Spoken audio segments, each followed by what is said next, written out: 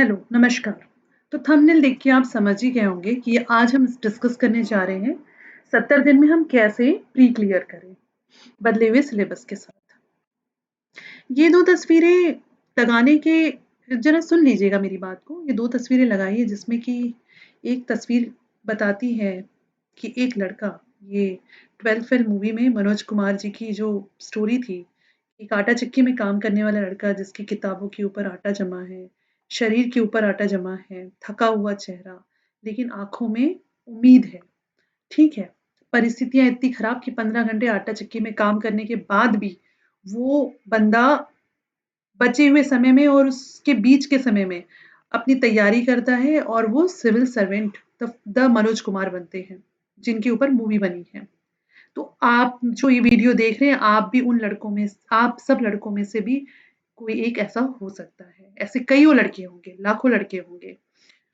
ये उन लड़कियों के लिए एक मोटिवेशन है कि एक माँ जिसकी छोटी-सी बच्ची को लेके वो अपना एग्ज़ाम दे रही है। ऐसी कई माएँ पीएससी का सपना लेके बैठी हुई हैं। ऐसी कई लड़कियाँ जिनकी परिस्थितियाँ ऐसी हैं कि वो घर के बाहर नहीं जा सकती हैं। जो भी कारण समझ लीजिए घरेलू जो भी परेशानियाँ हो या आर्थिक, सामाजिक जो भी हो। तो आज का ये वीडियो उनके लिए बहुत यूज़फुल होने वाला है, उन लड़कों और लड़कियों के लिए। मैं यहाँ बिल्कुल किसी को भी ये नहीं कहूँगी कि सिर्फ़ लड़कियाँ या सिर्फ़ लड़के। बिल्कुल हर वो लड़का, हर वो लड़की जो पीएससी का सपना देखता है और वो किसी न किसी परिस्थिति से घिरा हुआ है। तो वो अपनी परिस्थिति को हरा के अपनी बुद्धि के बल पे मुकाम हासिल कर सकता है। तो अभी अब समझने वाली बात ये है कि हमारे पास में जो एग्ज़ाम की डेट है, ठीक है? हमें ये समझना है कि 28 अप्रैल को हमारी एग्ज़ाम है, ठीक है? 2024। अगर मैं आज से दिन काउंट करती हूँ, तो ये फरवरी के मैं 5 दिन निकाल दे रही हूँ, ठीक है? आप फरवरी के 25 दिन ले लीजिए, मार्च के 31 दिन ले लीजिए और अप्रैल के 15 दिन ले लीजिए। ऐसे कुल मिला के हमारे पास में 71 दिन का टाइम मिलता है। मैं तो 1 दिन और माइनस कर दे रही हूँ कि मान लो कोई भी ऐसी कंडीशन आ जाती है कि आप जिसकी वज़ह से बीमार हो गए, कुछ काम हो गया, जो भी हो गया, तो हम इसमें से 70 दिन ही ले लेते हैं। ये 70 दिन भी हमारे लिए बहुत है। जो स्ट्रैटेजी मैं आपसे शेयर करने जा रही हूँ, जो मैंने हमेशा खुद के लिए अप्लाई की है और आज अब इस यूट्यूब चैनल के माध्यम से मैं आपसे अपनी स्ट्रैटेजी शेयर कर रही हूँ और मेरे साथ जो मेरी पूरी टीम है, हमारी जो स्ट्रैटेजी है, ये हमने एक बार डिस्कस किया और आपके लिए तैयार किया है। तो इस स्ट्रैटेजी के द्वारा आप एक बार फुल सिलेबस को एक बार पूरा रीडिंग लगा सकते हैं बहुत अच्छे तरीके से। उसके बाद आप एक फर्स्ट रिवीजन ले सकते हैं, ठीक है? उसके बाद आप एक सेकंड रिवीजन उठा सकते हैं। तो देखिए समझने वाली बात यहाँ पे है कि यहाँ पे हमने अपने सिलेबस को 3 पार्ट में डिवाइड कर दिया है। समझिएगा आराम से। पहला पोर्शन हमने उठाया एमपी क्योंकि एमपी का वेटेज नए सिलेबस में बहुत ज़्यादा प्री और मेंस दोनों में बढ़ गया है। एमपी की यूनिट्स कौन-कौन सी? Unit number 2, unit number 4, unit number 5, unit number 6 and unit number 10। Unit number 2 में है एमपी का हिस्ट्री, यूनिट नंबर 4 में है एमपी का ज्योग्राफी, यूनिट नंबर 5 में है एमपी का पॉलिटी, यूनिट नंबर 6 में है एमपी का इकोनॉमी विद इंडियन इकोनॉमी। ठीक है, तो हम इसमें से एमपी का इकोनॉमी उठा लेते हैं और यहाँ पे यूनिट नंबर 5 में है एमपी का पॉलिटी, इंडियन पॉलिटी के साथ, तो हम यहाँ पे एमपी का पॉलिटी ले लेते हैं। यूनिट नंबर 10 में है ट्राइब्स ऑफ एमपी, ठीक है? तो अब यहाँ समझिए कि हर यूनिट से अभी भी अगर हम बाइफरकेट करते हैं तो 10 यूनिट में से हर यूनिट में से 10-10 सवाल उठेंगे, ठीक है? इसमें से 10 हो गए, इसमें से 10 हो गए, इसमें क्योंकि एमपी प्लस इंडिया दोनों लिखा हुआ है ना? तो हम इसमें से 5 सवाल ले लेते हैं एमपी के और 5 इकोनॉमी के और 10 ट्राइब के। इस प्रकार से हमारे पास नंबर ऑफ क्वेश्चंस कितने हो गए? 10, 20, 25, 30 एंड 40। तो एमपी के हमारे पास में ऐसे हम देखें तो डायरेक्टली 40 क्वेश्चन तो डायरेक्टली आ रहे हैं और करंट अफेयर सेकंड पोर्शन हम उठा रहे हैं करंट अफेयर, ठीक है?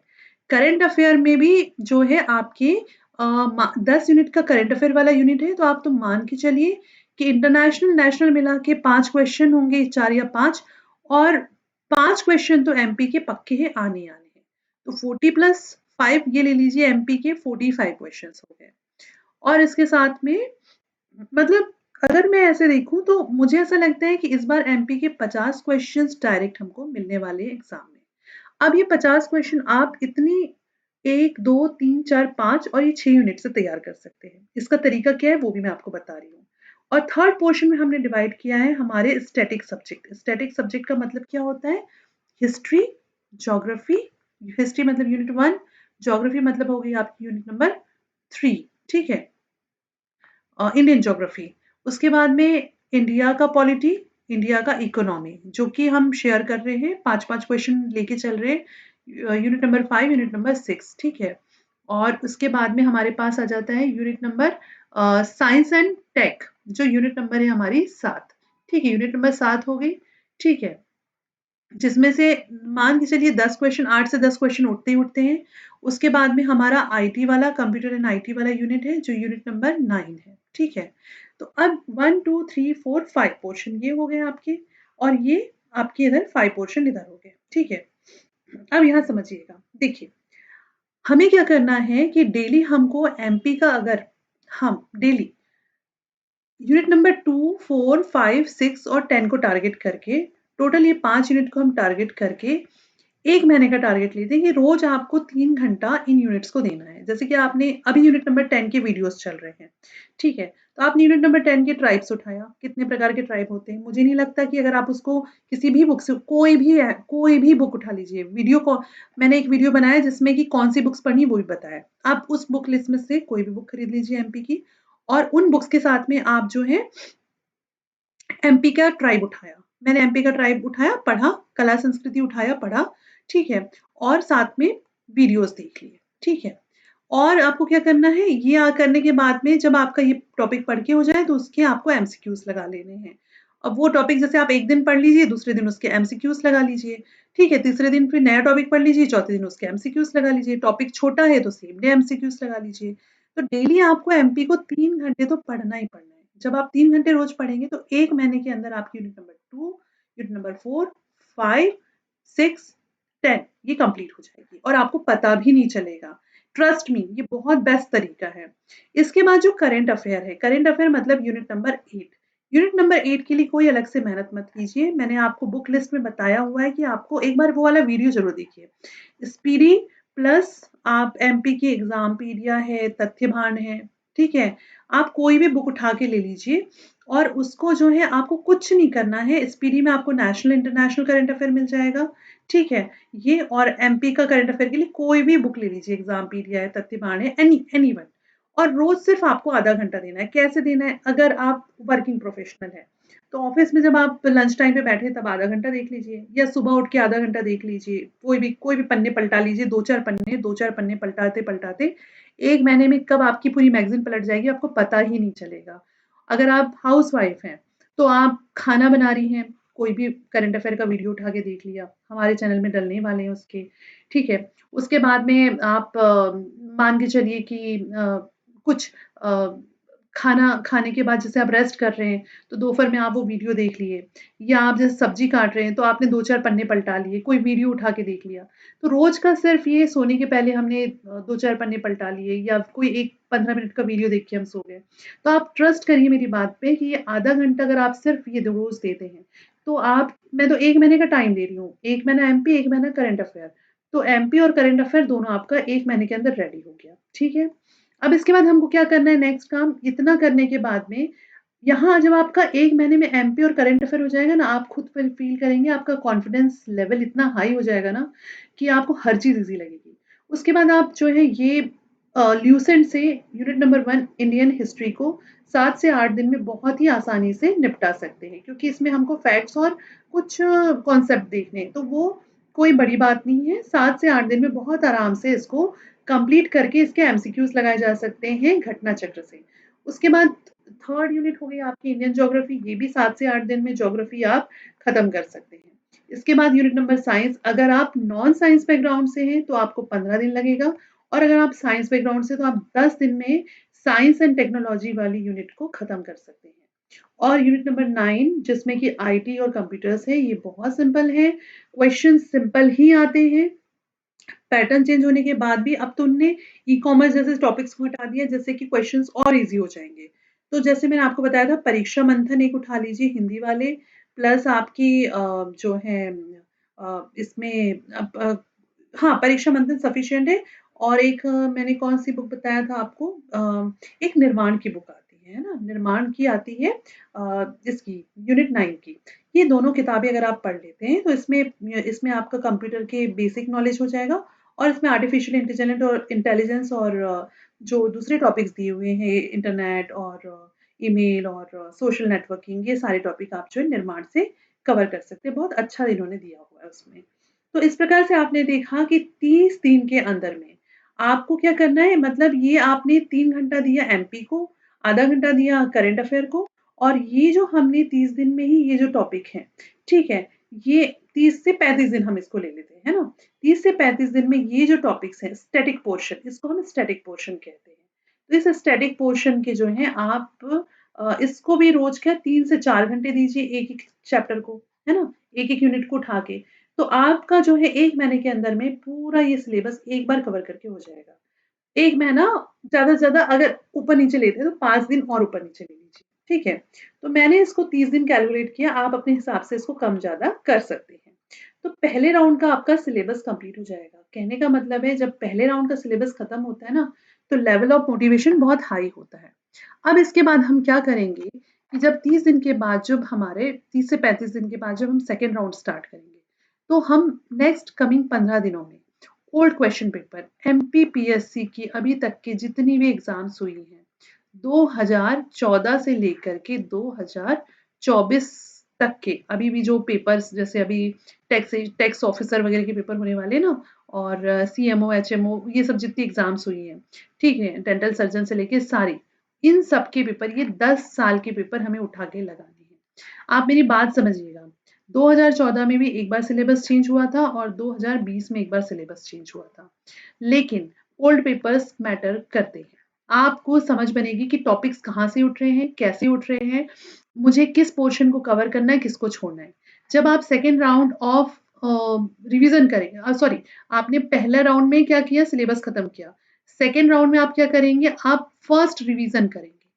सेकंड राउंड में आप क्या करेंगे, फर्स्ट रिवीजन करेंगे। तो फर्स्ट रिवीजन के टाइम पे आपने ओल्ड क्वेश्चन पेपर लगाया, टॉपिक वाइज उठाइए, जैसे कि हिस्ट्री के आपने क्वेश्चंस उठा लिए 10 साल के।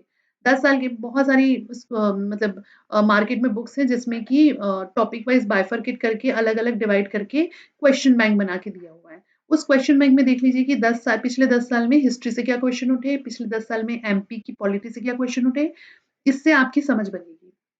किसी भी कोचिंग के मार्केट में ढेरों नोट्स अवेलेबल हैं, टेलीग्राम में ढेरों टेस्ट पेपर्स अवेलेबल रहते हैं। कोई भी एक टॉपिक के 2 पेपर लगा लीजिए, जैसे एमपी की हिस्ट्री के 2 पेपर लगा लिए, एमपी की आर्ट एंड कल्चर के 2 पेपर लगा लिए। हम भी ये पेपर्स आपको प्रोवाइड कराने की पूरी कोशिश करेंगे, ठीक है? ये हमने सोच के रखा है। धीरे-धीरे जैसे-जैसे चैनल हमारा आगे बढ़ेगा, आप लोगों की हमारे साथ में बॉन्डिंग बढ़ेगी, तो हम जो है आपको मटेरियल प्रोवाइड करेंगे। हमारे टेलीग्राम चैनल से आप जुड़ जाइए, वहाँ आपको सारी अपडेट्स मिल जाएगी। वहाँ डेली करंट अफेयर के डेली के अपडेट्स आ रहे हैं, जो हम न्यूज़पेपर से निकाल के डालते हैं।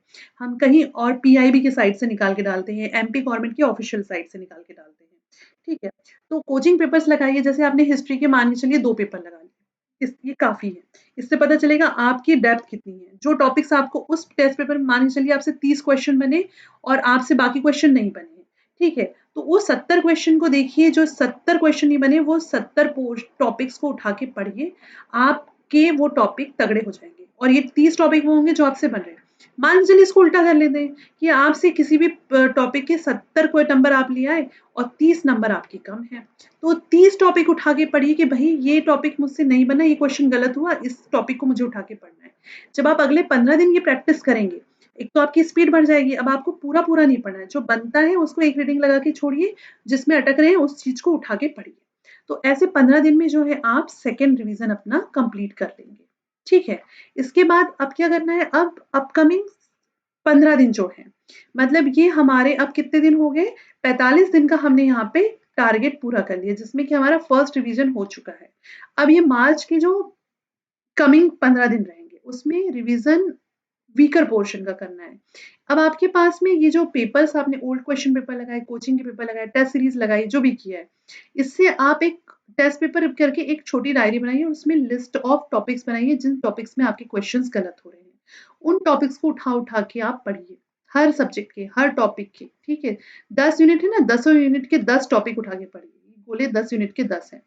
चाहे वो करंट अफेयर का कोई पोर्शन हो कि हो सकता है आपसे सैन्याभ्यास में गलती हो रही हो या आपसे भारत में आए तूफानों की लिस्ट गड़बड़ी हो रही हो या आपको सस्टेनेबल डेवलपमेंट गोल्स याद ना हो रहे हो या आपको इंडिया के बजट में जो पॉइंट्स है वो याद ना हो रहे हो, आपको इकोनॉमी में समझ में नहीं आ रहा हो कि आरबीआई के फैक्ट्स क्या हैं, आरबीआई या किसी जो टैक्सेशन सिस्टम है उसके बारे में कुछ समझ में ना आ रहा हो, एमपी की जियोग्राफिकल लोकेशंस याद ना हो रही है, तो आप ऐसी लिस्ट बना लीजिए कि मुझे ये नहीं बन रहा है, ये नहीं बन रहा है, ये नहीं बन रहा है। वो आपको पता होना चाहिए और उन टॉपिक्स को उठा के पढ़िए। तो ये अपकमिंग वीक्स में आपको पूरी 10 यूनिट के वीक पोर्शंस को उठा के रिवाइज करना है और उसके जितने ज़्यादा एमसीक्यूज़ लगा सकते हैं, उतने ज़्यादा एमसीक्यूज़ आपको लगाने हैं, जितने ज़्यादा लगा सकते हो। और उस एमसीक्यू के कोशिश करिएगा चारों ऑप्शंस के चारों 4 फैक्ट्स आप ढूँढ के पढ़ सकें। अब जब ये हमारा इतना पोर्शन खत्म हो जाता है, तो ये 45 प्लस अब कितने इसमें 15 दिन हमने और जोड़ दिया, ठीक है? तो ये हमारे पास कितने दिन हो गए? 50 दिन हो गए। हम फिर भी देखिए हम इंसान हैं, कोई ज़रूरी नहीं है हम बिल्कुल स्ट्रिक्टली इसको फ़ॉलो कर सकें। मैं बार-बार एक ही चीज़ कहूँगी कि इसको आप अपने हिसाब से ऊपर-नीचे कर सकते हो। चलो मैं तो कह रही हूँ इसमें आप और 10 दिन ले लो कि चलो हम 10 दिन और ऊपर मतलब 60 दिन हमने 60 दिन का ये टारगेट ख़त्म किया जिसमें कि हमने फर्स्ट रिवीजन और अब हमारा सेकंड रिवीजन भी हो चुका है। मतलब अब हमारी हर चीज़ की विषय की समझ अच्छी बन चुकी है। पर ध्यान रखिएगा इन सब के लिए आपको रोज़ के 8 से 10 घंटे देने ही होंगे। अगर आप इतना नहीं दे पा रहे तो आप 6 घंटे भी देते हैं, तो भी आप आराम से 60 दिन में ये टारगेट को अचीव कर सकते हैं। ठीक है? अब जब सेकंड रिवीजन हो गया तो इसके बाद लास्ट के 10 दिन हमको क्या करना है, आप इन सारे टॉपिक्स के जो मैंने कहा था वीक पोर्शन है या जो टॉपिक बन भी रहा है, सबके छोटे-छोटे शॉर्ट नोट्स ज़रूर बनाइएगा। जब पढ़ते हैं ना तो जो ऐसा लग रहा है कि हम भूल रहे हैं बार-बार उसको लिख लीजिए और शॉर्ट नोट्स बना लीजिए तो आपके पास एक पतली सी कॉपी में प्री के वो सारे फैक्ट्स हो जाएँगे जो आपको लग रहा था वीक हैं या मुझे नहीं बन रहे, वो आपके पास लिखे हुए हैं। तो उस रिवीजन को करने में आपको मुश्किल से हार्डली 3 घंटा से ज़्यादा भी नहीं लगेगा, 2 से 3 घंटे से ज़्यादा नहीं लगते हैं। मैं तो हमेशा ऐसे ही करती हूँ कि प्री के पहले अगर मैं ल्यूसेंट भी पढ़ रही हूँ, तो ल्यूसेंट की भी मुझे क्या करना है मैंने शॉर्ट नोट्स बना रखे हैं। तो मुझे उठाना है और उनको सिर्फ पलटाना है एक बार। अगर मैं साइंस एंड टेक भी पढ़ रही हूँ, क्योंकि मेरा तो वो सब्जेक्ट भी रहा है और मैं वो हमेशा से पढ़ाती भी आई हूँ। तो साइंस एंड टेक के मैंने शॉर्ट नोट्स बना लिए कि जितनी जेनेटिक डिसऑर्डर्स हैं, तो उसकी मैंने एक लिस्टिंग कर ली। ये हैं ऐसे-ऐसे होता है, खत्म कहानी। उसके बाद जितनी जो हेल्थ स्कीम्स हैं, तो स्कीम्स के शॉर्ट में लिख लिए ये स्कीम, ये स्कीम, ये स्कीम है। ये तब लॉन्च हुई, ये ऐसे लॉन्च हुई, इसका ये मोटिव है, इसका ये ऑब्जेक्टिव है। खत्म कहानी, 1-2 पन्ने में ये आ जाता है, 1-2 पन्ने में ये आ जाता है, तो बहुत जल्दी-जल्दी सारी चीज़ें पलट जाती हैं। और एक चीज़ बिल्कुल ध्यान रखिएगा जो हम टेस्ट पेपर लगाते हैं या जो भी हमने एमसी मान के चलिए आपने किसी कोचिंग की टेस्ट सीरीज़ खरीद ली या आपने पेपर्स उठा के ले आए मार्केट से या आपने टेलीग्राम से पेपर डाउनलोड करके उसका प्रिंट आउट निकाल लिया या सॉफ्ट कॉपी जो भी आपके पास है। उन ऑब्जेक्टिव्स को बार-बार हमको रिवाइज़ करना है। इन 15 दिनों में भी करना है ओल्ड पेपर और जो आपके टेस्ट पेपर हैं और आपको रिवाइज़ कब करना है? लास्ट के 10 दिन में भी करना है। पीएससी निकालने के लिए सबसे बड़ा खेल होता है आपका माइंडसेट। आपका माइंडसेट क्या है?